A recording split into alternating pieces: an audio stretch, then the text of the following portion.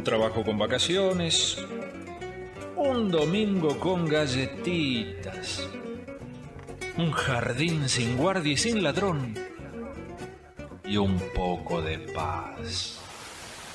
Futura. Existen otros mundos, pero están en este.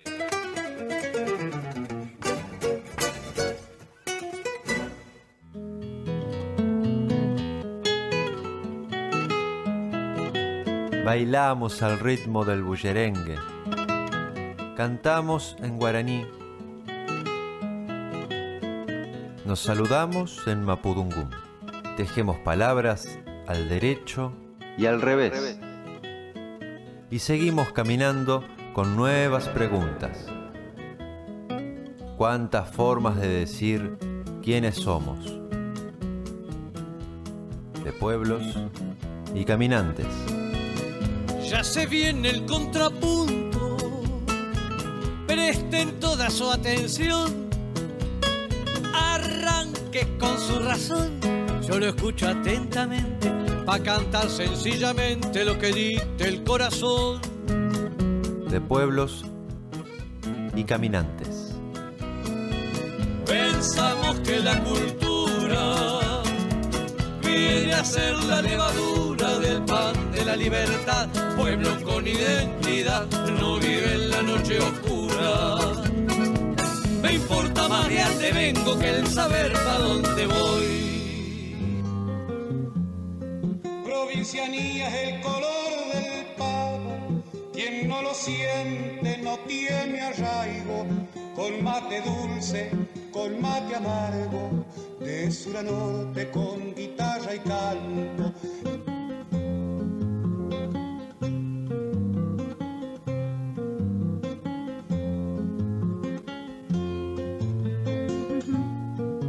Así, pasito a paso, llega Julio Zeta. Interrumpimos por un momento el diálogo que veníamos trayendo entre pueblos y caminantes para darle lugar a las historias pueblerinas. Buenas tardes, bienvenido, Julio Zabaljauri. Hola Lila, hola Matías, Lila, ¿cómo están ustedes? Muy bien, hoy es una tarde bastante particular y vos nos llevás hacia el territorio de la provincia de Buenos Aires. Vamos a andar por esos territorios, nuevamente nos vamos a ir al oeste, centro-oeste, oeste, ¿va? De la provincia. Y había pensado, Lila, si te gusta la idea, llegar allí contando una leyenda. ¡Oh, qué lindo! Vamos a entrar por el lado de la leyenda a esta columna. Dicen que en esos lugares del oeste, en algún tiempo, reinaba por su belleza Epecuén, que era la hija de un jefe de tribu, a quien todos los caciques codiciaban en ese lugar, y entonces se impuso como condición que aquel que luchara con más valor y audacia lograría el amor de Epecuén. Todos los guerreros de entonces, de aquellos pagos, dejaron el temor a la batalla y se dispusieron a conquistar el amor de Epecuén. Epecuén en Mapudungún quiere decir lugar de sal. Resulta que hubo entre esos guerreros un hombre más corajudo que el resto y era conocido por su destreza, su coraje, su valentía, por todo ese lugar de la Pampa. Ese muchacho se llamaba Carué y era también un cacique de esos pagos. Así que Carué finalmente conoció a la bella Epecuén y como no podría ser de otra manera, se amaron infinitamente. Se idolatraron, se cortejaron, se convirtieron en una pareja inseparable. Solo que antes de casarse, el destino los separó. Carué se enfermó de una enfermedad muy rara y Epecuén, desconsolada, en una noche de luna llena comenzó a correr lejos, lejos y cada vez más lejos de la tienda en que vivía, hasta que cayó al suelo y de tanto llorar por su amado, por ese amor que estaba sufriendo y quizás iba a perder, sus lágrimas se convirtieron en una inmensa laguna que la fue haciendo desaparecer en su interior. Cuando Carué se enteró de la suerte corrida por su amada, pidió que los trasladasen hasta el lugar, a donde llegó exhausto y sin poder caminar por sí mismo. Carué encontró esa pequeña laguna formada apenas unas pocas horas antes y se introdujo en ella sintiendo la voz de Epecuén. Creyó ver en ese espejo de agua el bello rostro de Epecuén. El milagro sucedió de inmediato. Carué se había curado. Desde entonces, aquella laguna convertida en lago se llama Epecuén y continúa haciendo milagros con sus aguas sanadoras. De allí que Carué y Epecuén siempre están cerca y se cuidan uno al otro. Claro. Esto nos habla de ¿Cómo la de- geografía y también nos habla de un origen, porque Julio, las leyendas son leyendas porque se inician con un hecho real y luego se crea toda una fantasía, pero dicen que lo que caracteriza a la leyenda es eso, que parte de un hecho real. ¿Cuál sería acá y el yo hecho en esa geografía, en esas características del lugar? Es posible que esta leyenda naciera del conocimiento que esos pueblos originarios tenían Ujú, de estas tierras, que eran las suyas y que eran tan importantes. Creo que alguna vez hablamos nosotros en esta columna de esas lagunas encadenadas del sí, oeste de la provincia, creo que de sí. las cuales las principales son la Laguna del Monte, del Venado y lo que es actualmente el lago Pecuén. Y quería yo llegar a través de esta leyenda, leyenda, mito lugareño, historia contada por las memorias de generación en generación, a unos hechos que hace muy poquito, digamos, cumplieron una fecha conmemoratoria, la de 40 años de la inundación de una villa balnearia al Ujú. borde de la laguna, lago Pecuén. En 1985, el 10 de noviembre de 1985, Pecuén una vez más desapareció bajo las aguas, como en esa leyenda, digamos, que vos ¿Qué decís, cosa? cómo se parece a veces la leyenda de la Mm, historia. Pecuén, que era una villa hermosísima, rutilante por entonces, muy visitada por el carácter curativo de las aguas del lago, del barro de las aguas, salitrosas, muy pesadas. Era una villa muy, muy bonita. Y el 10 de noviembre de 1985 desapareció y siguió desapareciendo por unos años más, por unas aguas que cada vez más la iban cubriendo, la iban distanciando de la superficie. Resulta que estas lagunas, un dato geográfico vamos a comentar, dato físico, son de carácter endorreico, es decir, son lagunas que están encadenadas pero no tienen salida ni derivación al mar por arroyo o por río alguno.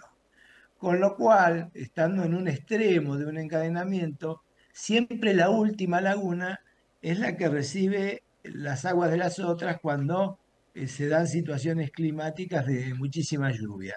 El año 1985 y los años anteriores efectivamente fueron así, fueron años de lluvias inusuales, es decir, bastante sobrepasado el nivel normal de las lluvias, y se dio la circunstancia de que el agua empezó a empujar finalmente prácticamente de media provincia, derivando hacia este punto final de Pecuén.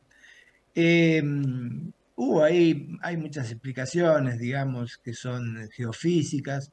No es menor una de ellas que dice que ante el fantasma de las inundaciones, cada distrito fue construyendo canales, algunos denunciados, otros clandestinos, que se armó como un plan, digamos, de emergencia para evitar la catástrofe de la inundación de Pecuén, mm. pero finalmente eso sucedió y el 10 de noviembre se dio un dique de contención, un terraplén de contención que protegía la villa y el agua avanzó hasta tapar la villa y siguió avanzando, haciendo que los pobladores del lugar todos tuvieran que ser evacuados y no volver nunca más a su lugar. Hace muy poco tiempo, creo que el año pasado, falleció el último de los pobladores ¿Ah, sí? que había sobrevivido aquel incidente de la inundación. Bueno, fue un fenómeno que una vez desbordado el terraplén, lo que eran las plazas, los centros, digamos, recreativos, las piletas, los negocios, todo quedó bajo las aguas.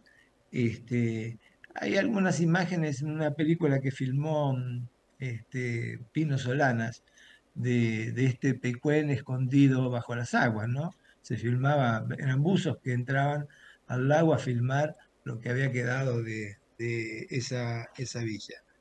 Así que, bueno, durante décadas, ahora, hace 3 o 4 años ya afloró de nuevo ante un periodo de sequía extendido en el tiempo, el lago se volvió a reacomodar a los niveles más o menos que tuvo históricamente y se pudo visitar el lugar. De hecho, nosotros recorrimos el ¿Ah, lugar, sí? la villa ahora, Ujú. sí, conserva sus calles, es como, digamos, un lugar que fue cobijado por el agua, en lo profundo del agua, y ahora emerge, ya obviamente con las consecuencias del derrumbe, la destrucción que Enseguida, eso produjo en los edificios, qué pero hay tristeza, muchos, se armó un pueblo fantasma. es un pueblo fantasma, Ujú. ¿sí? Es un pueblo fantasma. Uno siente esa sensación cuando recorre las ruinas, porque hay muchas evidencias de lo que allí quedó, digamos, de un momento para otro, inasible a la mano humana y ahora uno lo ve con el deterioro del tiempo y del agua sobre sí, pero es como recorrer un pueblo, como decís vos, vacío, fantasma, pero que conserva ese encanto y esa historia, por otra parte, que es una historia Sí. bastante conmovedora. Ujú. ¿Y se ha recuperado esa Bueno, historia? Digamos, ¿han enlazado su presente con ese pasado que les pertenece y que, bueno, cómo entrelazaron los pobladores de la nueva villa ese pasado? Porque y vos quedó sabés ahí que, todos sus mirá, recuerdos, ¿no? Todas sus claro, tal huellas. cual. Sí, sí, todos sus recuerdos, su riqueza. Hay un hotel que había sido preparado, fue la temporada inaugural, el verano del 85 fue su temporada inaugural, y no pudo, digamos, trabajó apenas unos meses hasta que fue arrebatado por el agua. La mayoría de los pobladores, digamos, emigraron, muchos de ellos a Carué. Mirá vos cómo sigue la leyenda, Sí, ¿no? tal cual. Viene Carué en ayuda de Epecuén a conservar esta historia de amores en el tiempo. Muchos se van a Carué, otros, digamos, se distribuyen en la zona. Y actualmente lo que están intentando es un proceso de recuperación del lugar. Han recuperado una zona de nuevo, que es balneario, eh, tratan de volver a retomar mediante algunos eventos, algunos acontecimientos. Creo que están creo no, es casi seguro que están en el libro Guinness porque todos los años hacen un evento que consiste en obtener la mayor cantidad de gente flotando en un mismo momento en la superficie de la laguna. Y han llegado a más de 1.000 personas, digamos, a la vez, flotando todos porque prácticamente el agua hace que flote sin dificultad. Es que por el peso y la concentración de sal que tiene. Bueno, esos ¿Eso tuvo eventos que ver son de con las ayuda turística. causas? ¿Tuvo que ver con las causas de que se produjera este fenómeno? No, no, ¿El tema de la no, sal? porque no, no, Lila, eso, al ser una cuenca endorreica, se le llama eso, es como una cacerola, ¿viste? Ujú. No tiene dónde ir, es Drenar, decir, claro. claro, sube su nivel porque después trae el agua de todas las lagunas y toda una cuenca que nace en el río Salado. Ujú. O sea que es muy delicada la administración del recurso hídrico en la provincia de Buenos Aires. Bueno, lo estamos viendo por estos días, ¿viste? Hay profunda preocupación en Bolívar, en 9 de Julio, que son lugares que Carlos Tejedor, En Bahía son lugares, Blanca, Bahía Blanca. centralmente, sí, mayor gravedad. Bahía Blanca tiene, bueno, dentro de todo fíjate, fue un episodio, una coyuntura muy corta porque tiene la posibilidad de desbordar hacia el mar Mm. y en este caso o el agua se evapora, digamos, o tiene que haber un tiempo de sequía prolongado para que sedimente, filtre y baje los niveles, con lo que en este caso en el 85 fueron excepcionales, se cubrió la región. Bueno, entramos por esto, pero digamos, hay otras cosas que rodean esta historia de Pecuén y Carué. Son visitas y lugares a recorrer, porque como es el nombre de este programa, ¿no? Pueblos y caminantes han hecho de esto una historia épica, es decir, recuperar o intentar seguir viviendo en un lugar que en algún momento fue hostil.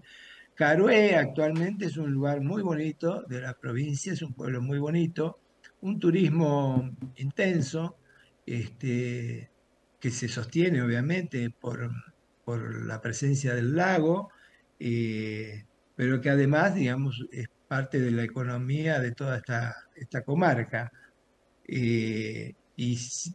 Digamos, nuevamente el empuje del turismo, de la visita, de estos elementos legendarios que uno está contando, que estamos contando nosotros ahora, Lila, hacen que sea un atractivo. Además de tener aspectos singulares, una fauna muy especial. Las reservas de flamenco más grandes de la provincia son las que anidan Qué bien, y viven qué allí. hermoso.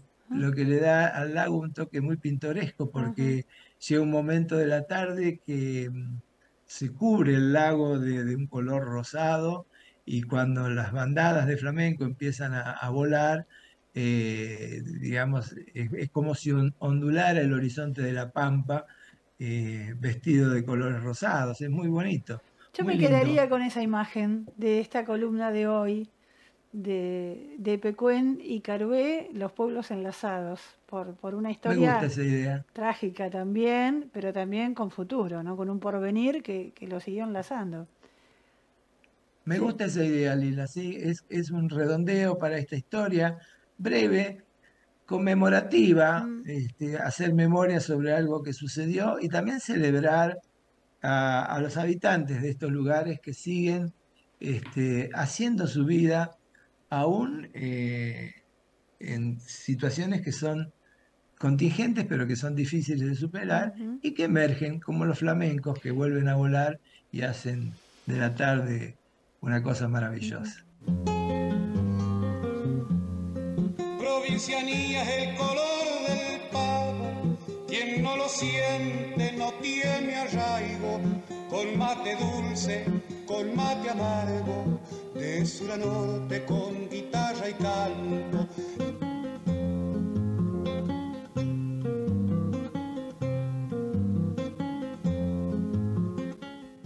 De pueblos y caminantes.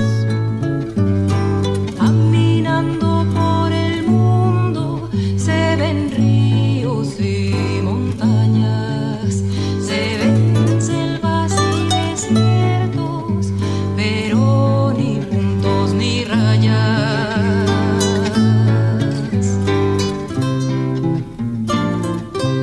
Nos volveremos a encontrar la próxima semana en esto que es De pueblos y caminantes.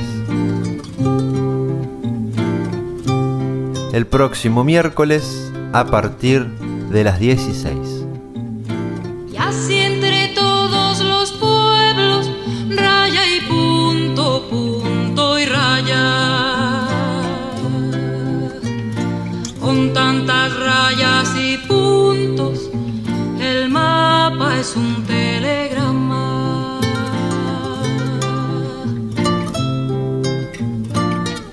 De pueblos y caminantes.